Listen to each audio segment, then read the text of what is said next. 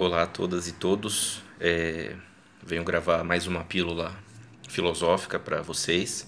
Faz um tempo que eu não gravo, mas os temas às vezes aparecem espontaneamente e me dá vontade de falar sobre eles. Que eu acho que essa é basicamente a função dessas pílulas, né? Uma reflexão de 10 a 15 minutos sobre problemas bem pontuais, servindo-se da filosofia e da sua história para que a gente possa esclarecer melhor as coisas. O problema que vem faz uns 2 dias me instigando é um problema que já foi abordado pelo professor Felipe Campelo, professor Yara Frateschi também, muitos outros ao longo desses anos todos vêm abordando esse tema. Eu queria dar uma ou outra palavrinha sobre ele também, que é a questão da filosofia feita no Brasil. Um monte de gente diz que não tem filosofia no Brasil, que não tem filósofo no Brasil, que aqui tem um bando de intérprete, comentador de filosofia, mas filosofia mesmo a gente não faz. O professor Felipe Campelo, inclusive, ele disse um negócio interessante. Há uma certa injustiça epistêmica em relação àquilo que é produzido no Brasil. Por exemplo, isso foi a professora Yara Frateschi que me lembrou hoje, há muitas notícias em jornal, em revista, assim, aparece sempre a lista, os 5 maiores filósofos, ou que os grandes filósofos têm a dizer sobre o coronavírus, ou têm a dizer sobre o liberalismo, os rumos da política, enfim. E dentro dessas listas, e são listas que são criadas no Brasil, são listas que são criadas na Folha de São Paulo, no Estadão, em algumas revistas, assim, não são artigos traduzidos de fora e a gente lê, não, são listas que são criadas no Brasil. E destas grandes ou destes grandes filósofos, nunca tem um brasileiro ou uma brasileira. Essa é a injustiça epistêmica. Parece que os grandes nomes da filosofia são sempre europeus ou norte-americanos, salvo um ou outro de outros continentes, que vocês podem contar nos dedos, né? Da África, eu acho que vocês se lembram do Achille Mbembe, da Ásia, mas que era alemão, tem o Byung-Chul Han, e acabou. Quer dizer que não há filosofia no Brasil, que não há filósofas ou filósofos no Brasil? Parece que há inclusive na cabeça dos nossos estudantes de filosofia, uma pecha, uma estampa aqui na filosofia de que para ser filósofo ou filósofo é necessário construir um sistema filosófico robusto, e que esse sistema seja extremamente coeso, coerente, escrito a partir de grandes livros, grandes obras, grandes tratados. Bom, se isso for filosofia, os gregos praticamente todos não são filósofos. A filosofia moderna, filosofia notadamente marcada pelo ensaio, não é filosofia. Enfim, é um erro a gente achar que filósofo tem que construir grandes sistemas. Como eu disse nas outras aulas, simplesmente nas minhas aulas de 1h30, que estão aí também no canal, eu disse que filosofia ela é uma atividade da razão, certo? Ela é uma atividade que busca, a partir de conceitos e argumentos, construir problemas e resolvê-los racionalmente, né? Problemas de N ordens. Ela é uma atividade discursiva, racional, que visa um certo esclarecimento de problemas. Isso é fazer filosofia. E o que é feito no Brasil? E no Brasil tem muita grande obra, tem muito tratado. Só que a filosofia ela é feita basicamente por todos nós quando a gente publica artigos acadêmicos que foram avaliados, foram analisados e foram publicados para discussão. Nós não somos apenas professores e professoras de filosofia. A gente não apenas ensina, entra em sala de aula e ensina doutrinas de autores e autoras, história. A gente também produz, e é função nossa, como professores, produzir conhecimento ou produzir debates e discussões. A gente se serve de conceitos, se serve de problemas para reconstruí-los, para criticá-los, para debatê-los ou para esclarecê-los. Por isso a gente publica coisas. E é muito difícil publicar algo, né? Passa por avaliação, análise, por pares, enfim. Até uma revista decidir publicar e ficar disponível para todos. Isso tem muito no Brasil, né? E a gente fica com um vício quando entra na academia de ler ou querer ler as grandes obras, querer ler grandes clássicos. Então a gente pega a história da filosofia, lê as grandes obras de Platão a Hannah Arendt, pega grandes comentadores já consagrados, né? Então a gente pega o Heidegger para interpretar o Nietzsche, a gente pega o Vernon para falar sobre, ou para entender um pouco mais sobre o pensamento grego. E assim vai. E a gente vai reduzindo nossas leituras a essas grandes obras canonizadas. E esquece que a gente está fazendo esse trabalho exaustivo, mas rigoroso e sistemático de esclarecer um conceito, de rever uma interpretação e o que é fundamental, de se servir desses conceitos para pensar nossos problemas e os problemas do mundo. A gente não apenas estuda o Hobbes, o Locke, o Rousseau, o Russell, a Hannah Arendt, a Judith Butler, a Angela Davis para repetir o que eles falaram. A gente entende, a gente vê se algum problema lá carece de sentido ou se ainda faz sentido, e a gente se serve desses conceitos para construir outras teias conceituais para poder esclarecer outros problemas que vão surgindo. E a gente tem como conclusão dessas nossas reflexões, dessas sínteses que a gente faz de conceitos, argumentos, problemas, a gente vai fazendo novas discussões, a gente vai construindo novos significados, a gente vai mostrando que há outros problemas deriváveis que as filósofas e os filósofos não viram, ou que algum grande comentador deixou escapar, ou que entendeu errado. Então, a filosofia no Brasil é feita, e essa é fundamental. Vocês ficam lendo grandes livros, grandes obras, mas esquecem de ir lá pesquisar nas revistas acadêmicas, ou vai lá no periódicos CAPES, ou vai lá na Cielo, plataforma Cielo, ou vai na JSTOR, enfim.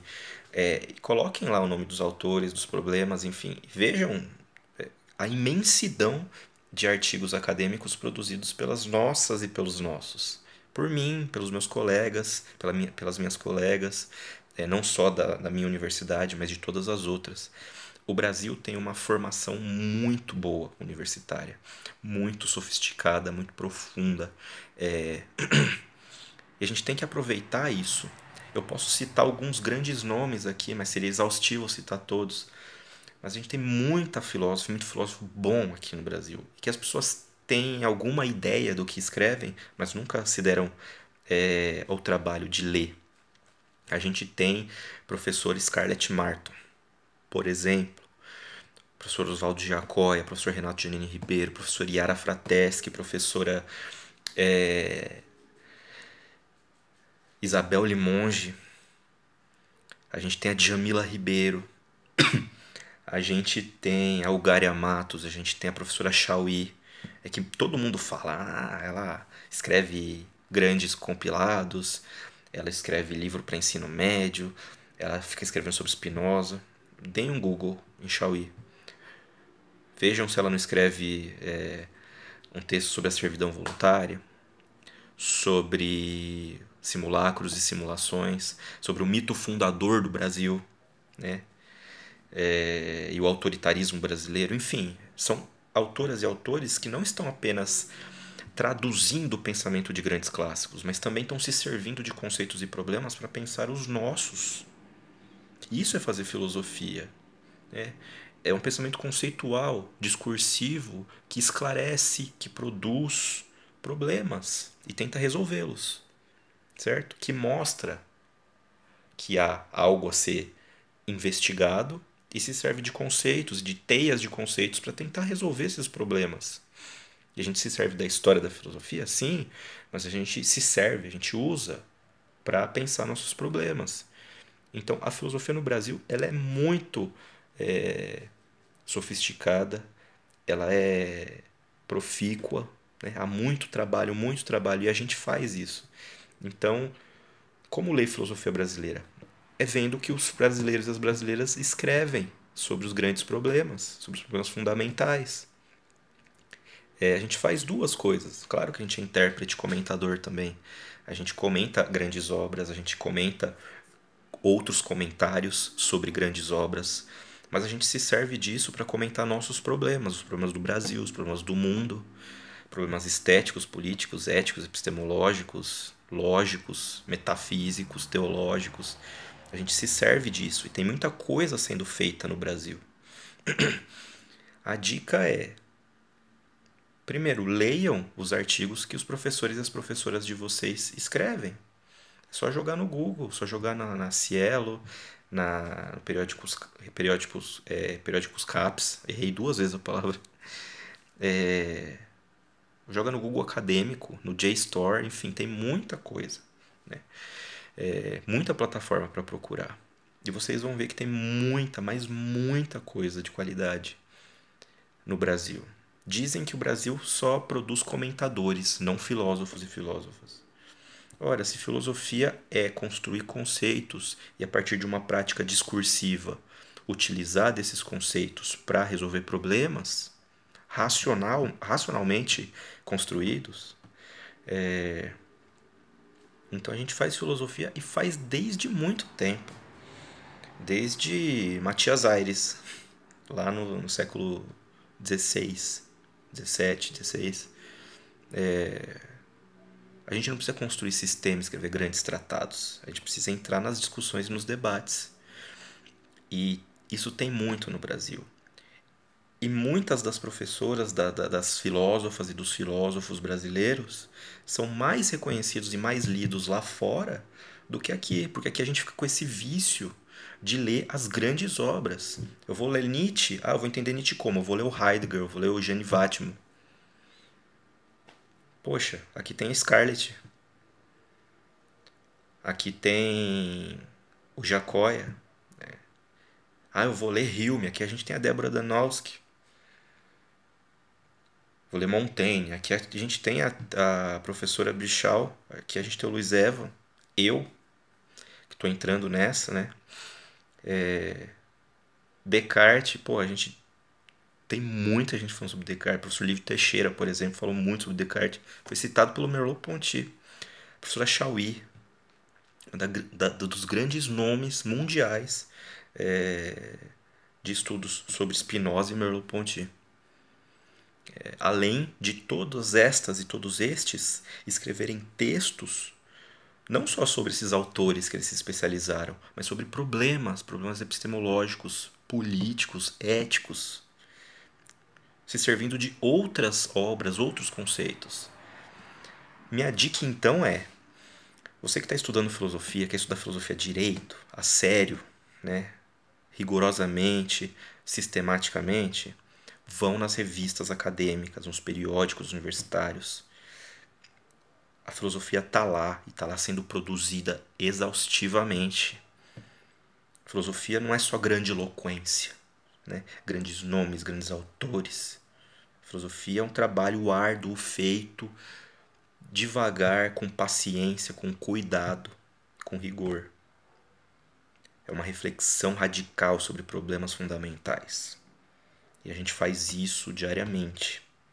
A gente não dá aula só sobre a história da filosofia. A gente se serve daquilo que a gente aprendeu para pensar as nossas próprias questões.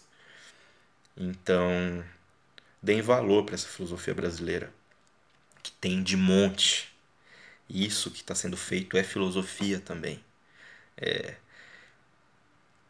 está pau a pau com qualquer europeu ou norte-americano. Só que a gente precisa dar oportunidade. A gente precisa sentar, ler artigos, né, conhecer os nomes e entrar no debate. Se a gente ficar lendo só Heidegger, a gente fica especialista em Heidegger. E aí? Não é isso que os brasileiros e as brasileiras estão fazendo. A gente está falando sobre problemas e questões fundamentais também que assolam o Brasil. E a nossa perspectiva importa. Porque tem coisa, à luz das nossas circunstâncias, né? Ortega y Gasset não falou, né? Eu sou eu e minhas circunstâncias. Tem coisas das nossas circunstâncias políticas, morais, religiosas, enfim, que for culturais, que o Kant não vai ajudar a gente a resolver, nem o Heidegger. Mas talvez um autor brasileiro consiga esclarecer um pouco melhor. Então, a filosofia brasileira existe muito, e existe com uma qualidade imensa, enorme. Basta que vocês leiam e se inclinem a entrar nesse mundo da filosofia no Brasil. Certo? É isso.